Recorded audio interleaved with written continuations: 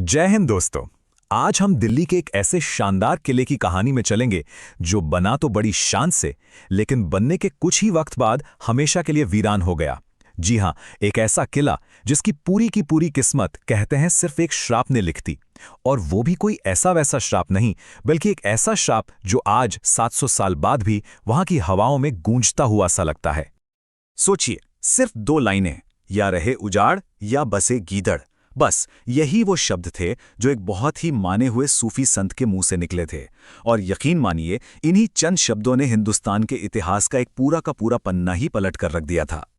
तो यहां सबसे बड़ा सवाल यही उठता है कि क्या यह सच में एक संत की बद्दुआ का असर था जिसने पूरे शहर को तबाह कर दिया, या फिर ये बस इतिहास के पन्नों में दबे कुछ अजीब से इत्तेफाक थे जिन्होंने मिलकर इस पूरी कहानी को जन्म दे दिया। चलिए आज इसी ऐतिहासिक रहस्य से पर्दा उठाते हैं। तो चलिए सीधे इस कहानी के दिल में उतरते हैं। हम बात कर रहे हैं दिल्ली के तीसरे शहर तुगलकाबाद की। एक ऐसा किला जो अपनी बेमिसाल वास्तुकला के लिए जितना मशहूर है ना, उतना ही अपनी भयानक वीरानी के लिए भी जाना जाता है। ये किला 14वीं सदी में बनाया गया था, पर कमाल की बात यह है कि बनने के सिर्फ कुछ ही साल बाद इसे हमेशा हमेशा के लिए छोड़ दिया गया। और तब से, मतलब आप सोचिए, पूरे 700 सालों से ये बस एक खंडहर बनकर खड़ा है और लोग इसे आज भी शापित किले के नाम से ही जानते हैं। अब ये जो पूरी कहानी है ना, इसकी बुनियाद असल में 2 बहुत ही ताकतवर किरदारों के टकराव पर टिकी है।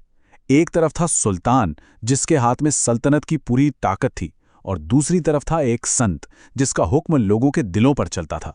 मतलब ये सल्तनत और रूहानियत के बीच की एक ऐसी टक्कर थी जिसने दिल्ली का भविष्य ही लिख डाला। तो हमारे पहले किरदार हैं सुल्तान गयासुद्दीन तुगलक।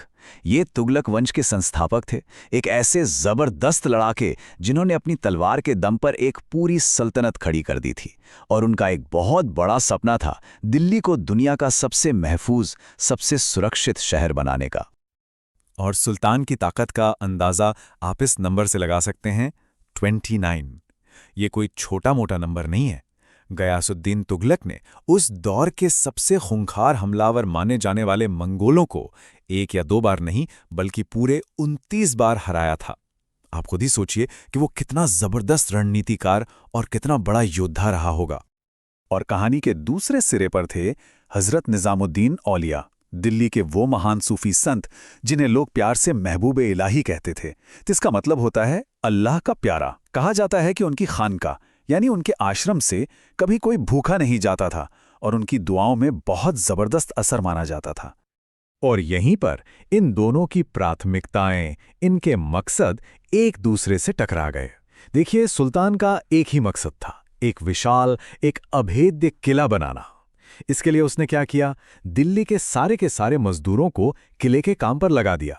वहीं दूसरी तरफ हजरत निजामुद्दीन औलिया आम लोगों की भलाई के लिए एक बावली, मतलब एक बड़ा सा कुआं बनवा रहे थे। उनका मकसद था कि दिल्ली वालों को पानी की किल्लत से छुटकारा मिल सके। बस सुल्तान के एक हुक्म ने इस टकराव में एक ऐसी चिंगारी डाल दी जिसने आगे चलकर इतिहास की सबसे मशहूर बद्दुआओं में से एक को जन्म दिया। अब देखिए हुआ क्या। सुल्तान का हुक्म था तो बावली का काम दिन में तो रुक गया, लेकिन उन मजदूरों के संत में इतनी ज्यादा आस्था थी कि वो दिन भर किले पर काम करते और फिर रात को बावली बनाने पहुंच जाते। जब सुल्तान को ये बात पता चली तो वो गुस्से से आग बबूला हो गया। उसने हुक्म जारी कर दिया कि हजरत निजामुद्दीन औलिया को चिराग जलाने के लिए कोई तेल नहीं बेचेगा। लेकिन यहां एक चमत्कार की बात कही जाती है। किंवदंती है कि संत के करिश्मे से उस बावली के पानी से ही चिराग जल उठे थे। सुल्तान की जिद ने हजरत निजामुद्दीन औलिया के दिल को बहुत ठेस पहुंचाई, और कहते हैं बस उसी वक्त उन्होंने सुल्तान के उस सपनों के शहर तुगलकाबाद के लिए वो अल्फाज कहे, या रहे उजाड़ या बसे गीदड़। मतलब साफ था कि ये जगह या तो हमेशा वीरान रहेगी या फिर यहां कभी इंसान नहीं, सिर्फ जंगली जानवर ही बसेंगे। लेकिन बात यहीं सिर्फ इस बद्दुआ पर ही खत्म नहीं हुई। सल्तनत और रूहानियत के इस टकराव का अंजाम एक ऐसी रहस्यमयी मौत पर हुआ जिसने इतिहास का रुख हमेशा के लिए मोड़ दिया। कहानी आगे बढ़ती है। सुल्तान बंगाल से एक बड़ी जंग जीतकर लौट रहा था और रास्ते से ही उसने दिल्ली एक पैगाम भिजवाया, एक धमकी भरा पैगाम कि मेरे दिल्ली पहुंचने से पहले पहले निजामुद्दीन औलिया शहर खाली कर दें, वरना अंजाम अच्छा नहीं होगा।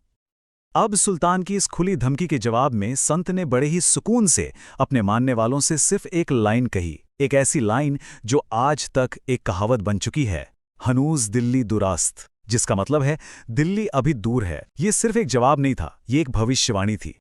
तो सुल्तान अपनी फौज के साथ दिल्ली के करीब पहुंच ही रहा था। उसके स्वागत की जोरों शोरों से तैयारी चल रही थी और इसी स्वागत के लिए उसके बेटे जौना खान ने अफगानपुर नाम की जगह पर एक बहुत ही शानदार लकड़ी का महल, एक पवेलियन तैयार करवाया।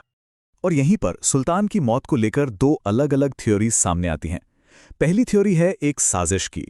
उस दौर के मशहूर यात्री इब्न बतूता लिखते हैं कि ये एक सोची समझी साजिश थी। वो जो लकड़ी का महल था उसे जानबूझकर ऐसा बनाया गया था कि जैसे ही हाथियों का जुलूस उसके पास से गुजरे वो भड़भड़ाकर ढह जाए। और इब्न बतूता के हिसाब से ये साजिश किसी और ने नहीं बल्कि तख्त के अगले वारिस मतलब सुल्तान के अपने ही बेटे जौना खान ने रची थी। वहीं दूसरी तरफ एक और इतिहासकार हैं जियाउद्दीन बरनी। वो इसे एक हादसा बताते हैं। उनका मानना है कि शायद उस महल पर बिजली गिर गई थी। लेकिन आम लोगों के लिए ये ना तो कोई साजिश थी और ना ही कोई हादसा। उनके लिए तो ये सिर्फ संत की उस भविष्यवाणी का सच होना था। हनूज दिल्ली दूरस्थ, सुल्तान गयासुद्दीन तुगलक दिल्ली कभी पहुंच ही नहीं पाया। सुल्तान तो खैर दिल्ली नहीं पहुंच सका, लेकिन उसके उस सपनों के शहर तुगलकाबाद का क्या हुआ? क्या संत का वो श्राप वाकई में सच साबित हो गया? जरा इस टाइमलाइन को देखिए, ये अपने आप में एक पूरी कहानी बयां करती है। 1321 में किला बनना शुरू होता है। 1325 में ये शानदार किला बनकर तैयार हो जाता है और ठीक उसी साल सुल्तान की मौत हो जाती है। और उसके सिर्फ 2 साल बाद 1327 तक सुल्तान का बेटा राजधानी को ही यहां से शिफ्ट कर देता है।